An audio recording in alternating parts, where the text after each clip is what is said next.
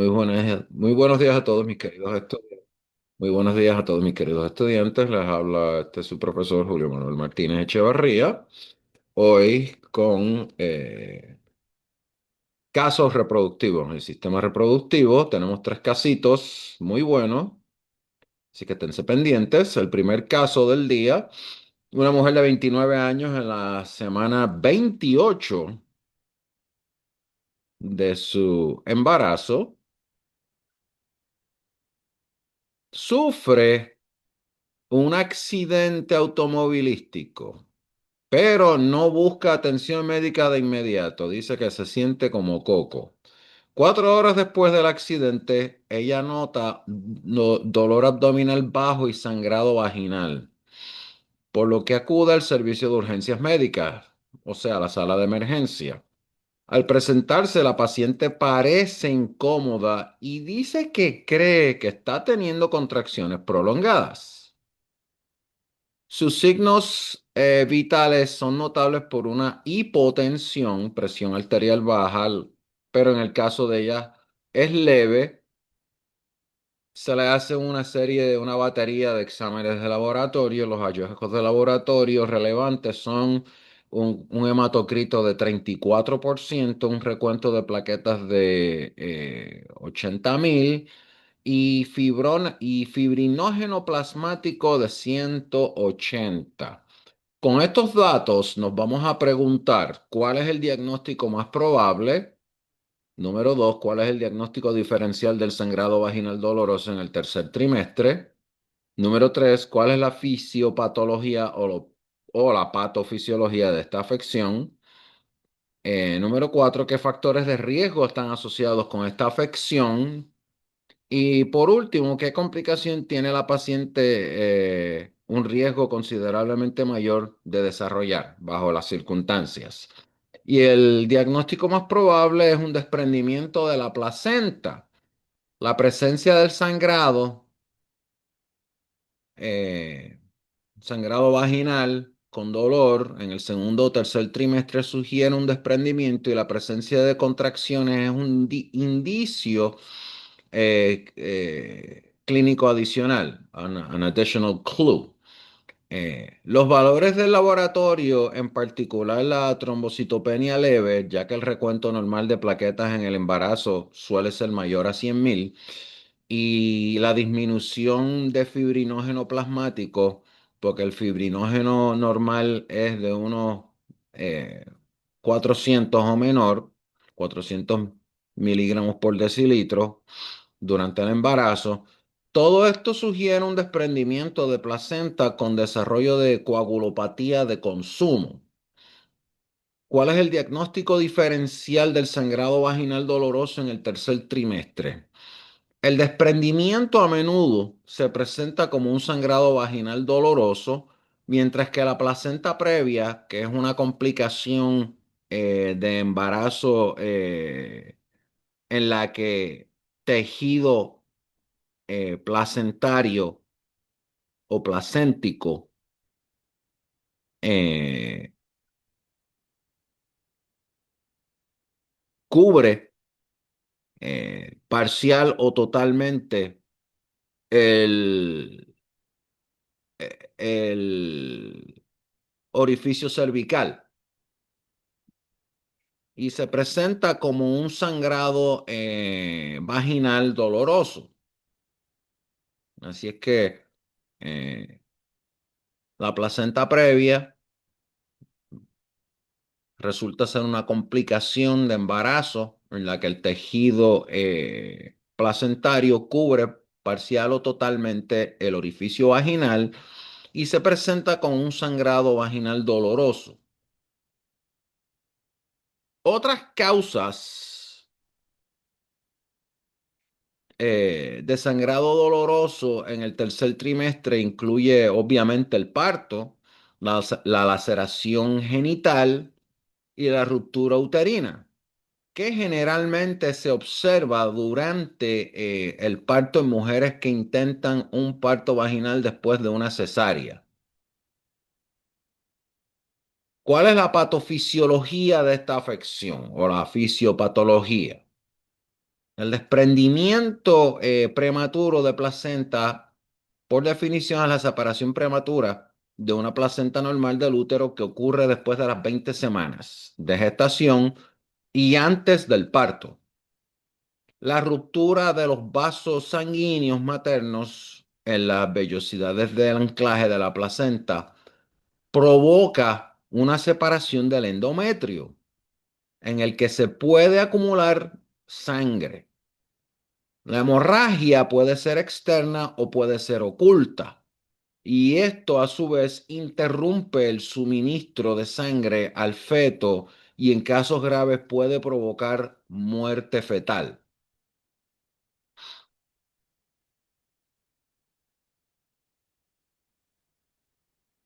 ¿Qué factores de riesgo están asociados con esta afección? Los factores de riesgo que pueden aumentar la interrupción o el debilitamiento de los vasos sanguíneos maternos van a incluir traumatismos, como en el caso de nuestra paciente que tuvo un accidente, hipertensión materna, tabaquismo, o sea, fumar, consumo de cocaína, meterse perico, trombofilia, aumento de la paridad, traumatismo abdominal directo, como cuando le meten un golpe a la barriga, como ocurre en muchos casos de violencia doméstica, amniocentesis y por último, gestación multifetal. ¿Qué complicaciones tiene la placenta? Digo, la placenta no, ¿qué complicaciones tiene la paciente de un riesgo considerablemente mayor de desarrollar? La coagulación intravascular diseminada, disseminated intravascular coagulation, que ocurre en aproximadamente de 10 a 20% de los casos de desprendimiento fetal grave con muerte fetal. En estos casos, se cree que la muerte del feto libera procoagulantes en la circulación en la circulación de la madre, lo que desarrolla y desencadena en el disseminated intravascular coagulation, la coagulación intravascular diseminada. En español se abreviaría SID, en inglés DIC. Esto lleva a la activación intravascular de la coagulación y resulta en el consumo de plaquetas y factores de punción. La fibrina puede depositarse en la microcirculación y esto va a causar daño orgánico isquémico, al igual que llevar a una anemia hemolítica y luego la fibrinólisis del depósito de la fibrina. Por último, en última instancia, esto puede causar una diátesis hemorrágica o una diatesis hemorrágica junto con manifestaciones clínicas de trombosis. Y dije diátesis o diatesis porque en diferentes culturas ponen el acento en diferentes sitios. Vamos ahora al segundo caso, el caso 2. Tenemos 3 casos nada más. Una joven de 17 años acude a la clínica por amenorrea primaria, amenorrea o amenorrea, informa que nunca ha tenido la menstruación. El examen físico revela mamas con un desarrollo normal, pero también se muestra ausencia de vello axilar y púbico y una pequeña masa inguinal derecha. Con estos datos escasos, nos preguntan cuál es el diagnóstico más probable, cuál es la presentación clínica de esta afección, cuál es la patofisiología de esta afección, qué mostrarían las pruebas de confirmación en esta afección y cuál es el tratamiento adecuado para esta afección.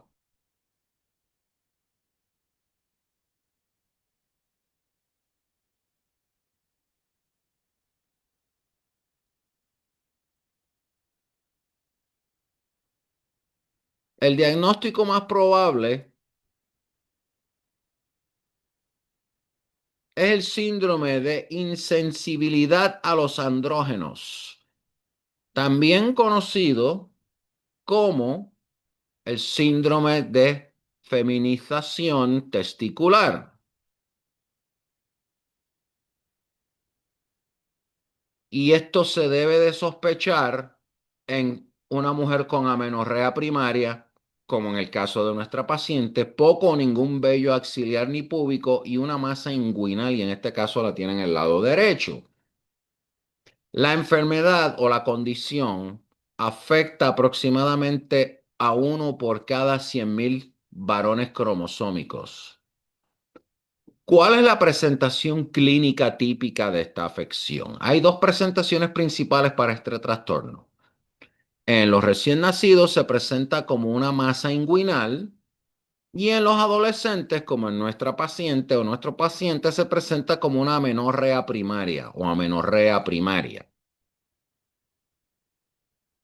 Eh, la masa inguinal que se observa en los recién nacidos está causada por un descenso aberrante de los testículos, que generalmente se arrojan en el abdomen. ¿Cuál es la patofisiología o fisiopatología de esta condición? Este es un trastorno que resulta en la disfunción de los receptores de andrógenos en una paciente genéticamente masculino.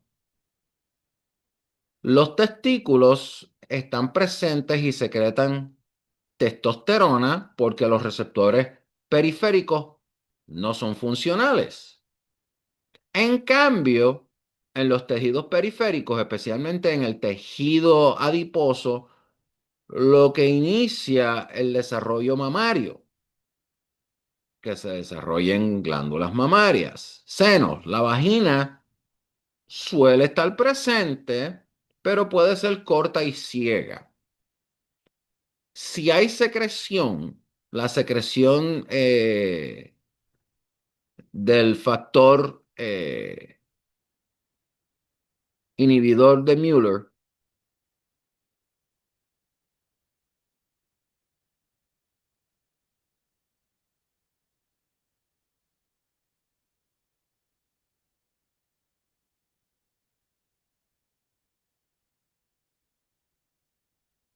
este factor inhibe el desarrollo normal de los ovarios y inhibe el desarrollo normal del útero. Eh, Hay diagramas en que se explica la regulación genética del desarrollo. Esto podríamos combinarlo en el área de sistema reproductivo, como también podríamos estudiarlo desde el área del sistema embriológico. Hay factores de transcripción y tipos de células responsables de la diferenciación sexual, eh, como la hormona, el AMH,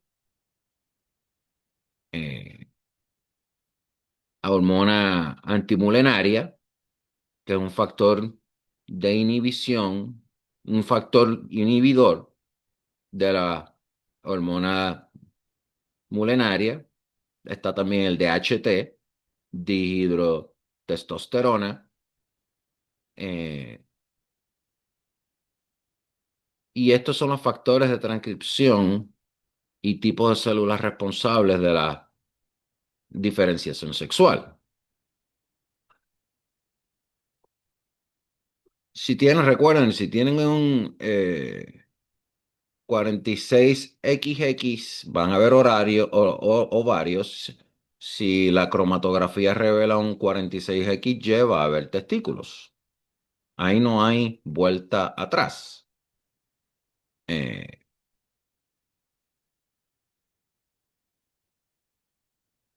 ¿Qué mostrarían las pruebas de confirmación en esta afección? Y creo que me adelanté un poco en la premisa.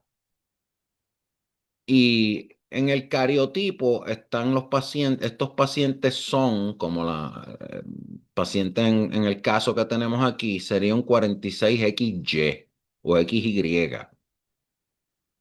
Eh, una ecografía pélvica puede mostrar testículos y la ausencia de útero y ovarios. Eh, el ensayo de reacción en cadena de la polimerasa puede mostrar mutaciones del receptor eh, de los andrógenos.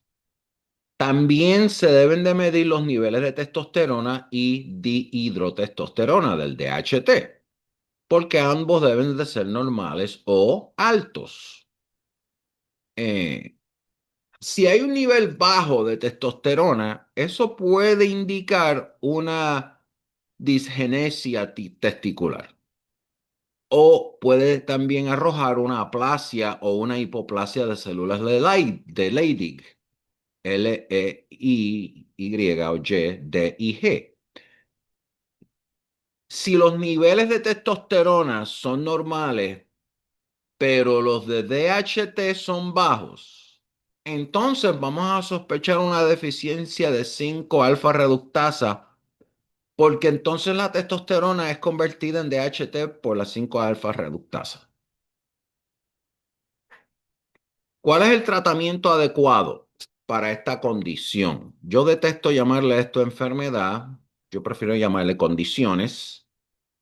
Inicialmente se realizan la extirpación de los testículos. ¿Por qué? Debido al alto riesgo de desarrollar cáncer sin dichos procedimientos.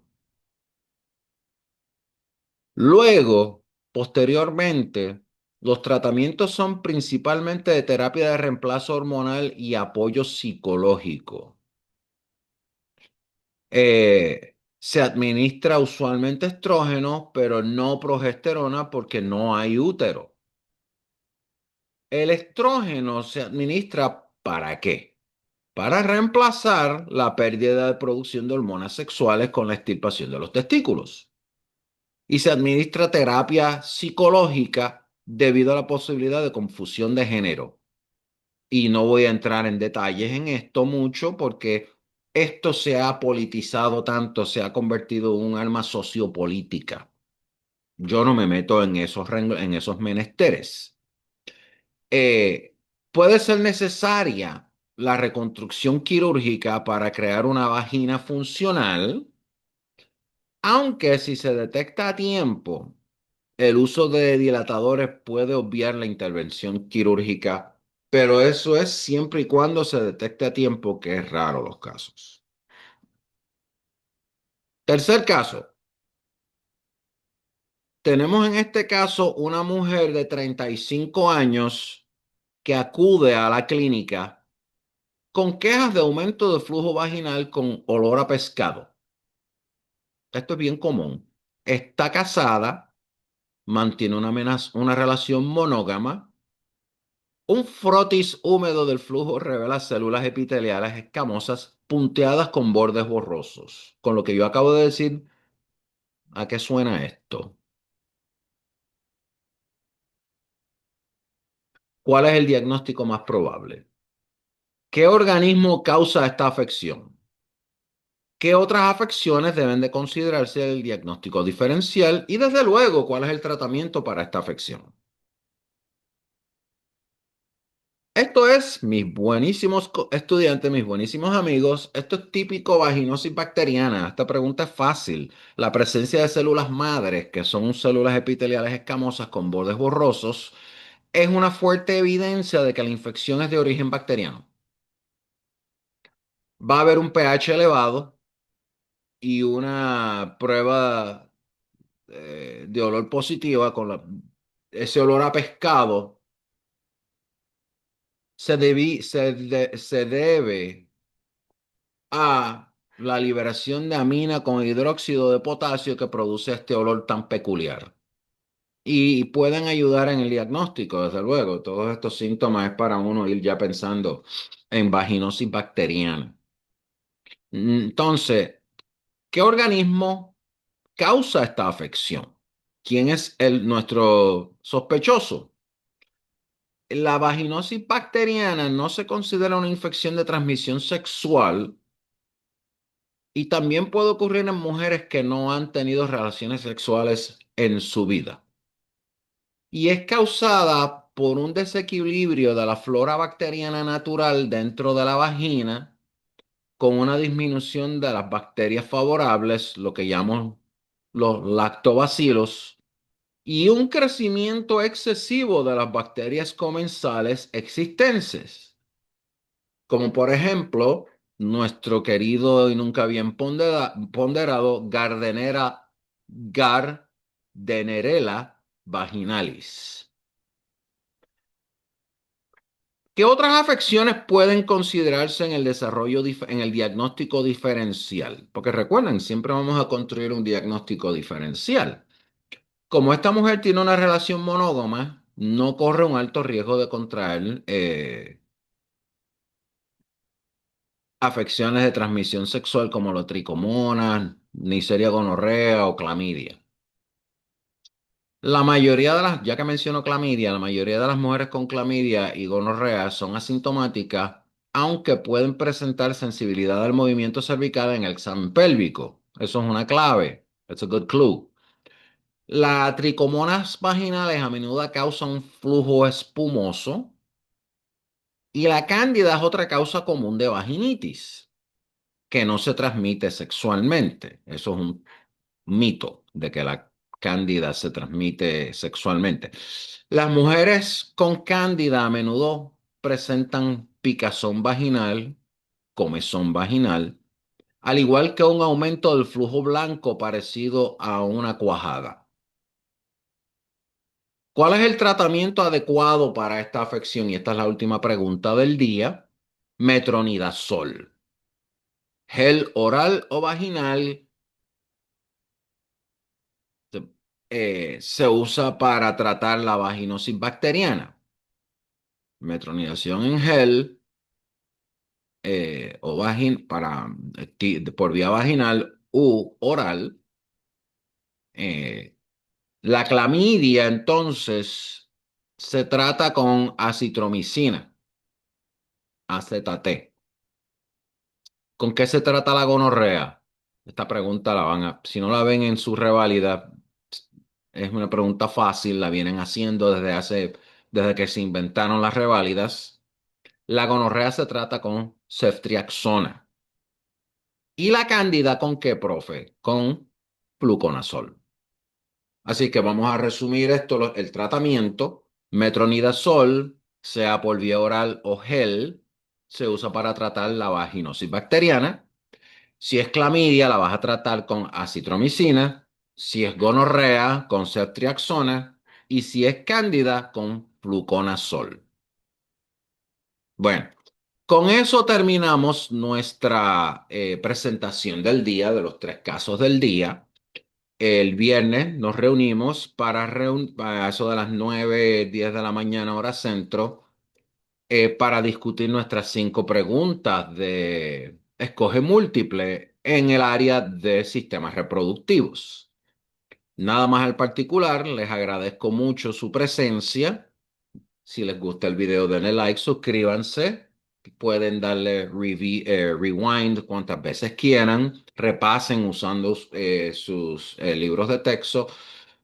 Eh, si pueden conseguir el libro First Aid for the USMLE Step 1, fantástico. Yo creo que hasta hay unas versiones gratis online que se pueden dar online, se pueden descargar gratis. Yo no los estoy, I'm not encouraging that, pero a falta de pan galletas. Con sin nada más al particular, perdón, se despide de ustedes el doctor Julio Manuel Martínez. Nos vemos el viernes. Chao, chao.